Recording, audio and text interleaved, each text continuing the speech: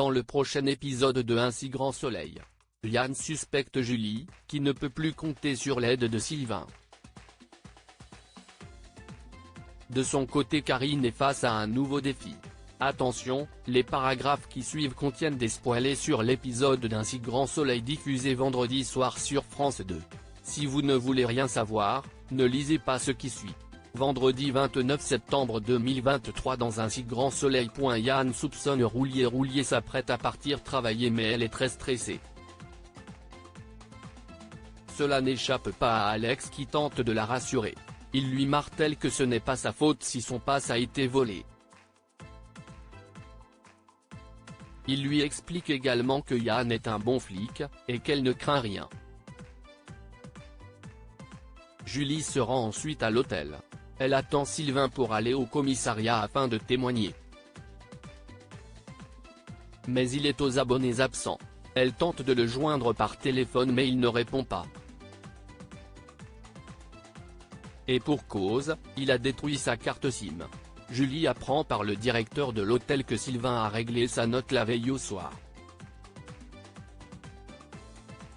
Le patron profite de cette occasion pour présenter ses excuses à Julie pour avoir parlé de son badge à la police.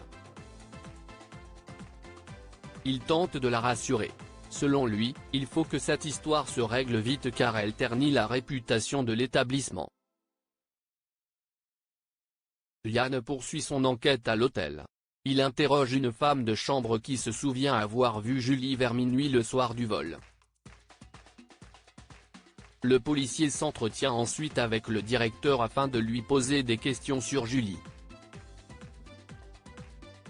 Ce dernier lui explique que la jeune femme est une personne très appréciée autant par la clientèle que par les autres employés.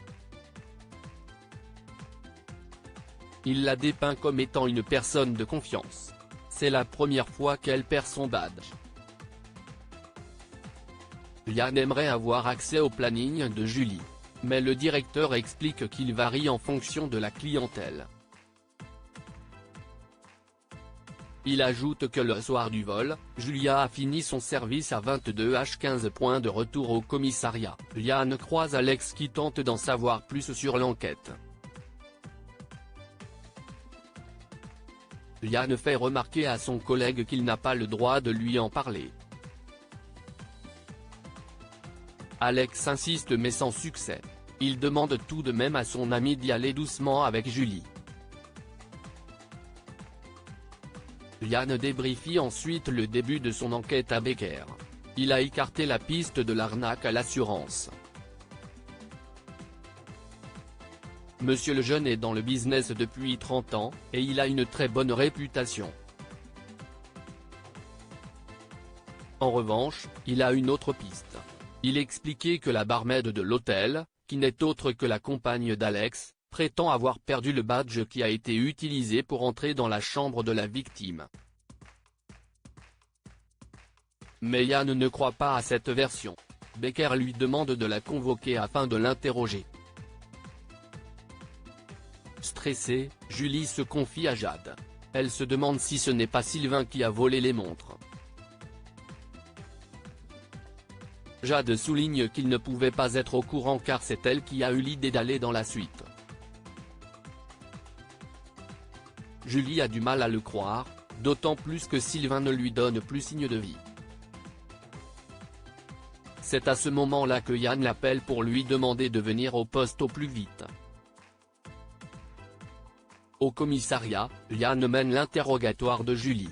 La jeune femme s'enfonce dans ses mensonges et assure aux policiers qu'elle est rentrée chez elle après son service à 22h15. Yann lui indique alors qu'une femme de chambre l'a vue dans les couloirs de l'hôtel vers minuit. Le bornage de son téléphone confirme la version de ce témoin.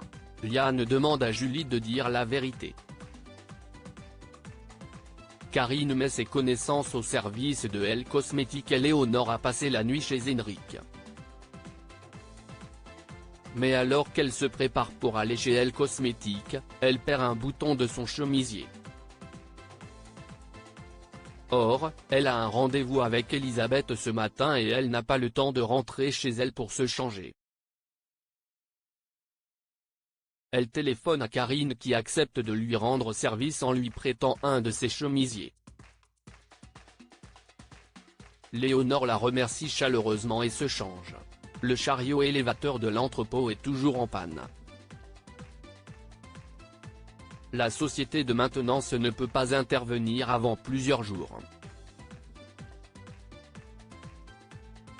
Karine propose de regarder car elle a un BEP électronique. Berthier la remercie pour son aide mais la société est liée à un contrat de maintenance. Si celle-ci apprend qu'ils ont touché au chariot élévateur, il pourrait refuser de venir.